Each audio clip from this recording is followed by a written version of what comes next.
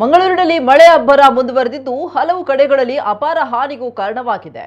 ನಗರದ ಕದ್ರಿ ಕೈಬಟ್ಟಲ್ ಎಂಬಲ್ಲಿ ಮನೆಯ ಒಂದು ಭಾಗ ಕುಸಿತಕ್ಕೊಳಗಾಗಿದೆ. ಉಷಾ ಅಶೋಕ್ ಎಂಬುವರಿಗೆ ಸೇರಿದ ಮನೆ ಇದಾಗಿದ್ದು, ಮನೆಯ ಅಡುಗೆ ಕೋಣೆಯಲ್ಲಿ ಗೋಡೆ ಕುಸಿತಕ್ಕೊಳಗಾಗಿದೆ. ಮನೆಯ ಹಲವು ಸಾಮಗ್ರಿಗೆ ಹಾನಿ ಉಂಟಾಗಿದೆ. ಮನೆಯಲ್ಲಿ ಜನರಿದ್ದ ವೇಳೆ ಅಡುಗೆ ಕೋಣೆಯಲ್ಲಿ ಗೋಡೆ ಕುಸಿತವಾಗಿದ್ರೂ ಮನೆ ಮಂದಿ ಪ್ರಾಣಾಪಾಯದಿಂದ ಪಾರಾಗಿದ್ದಾರೆ.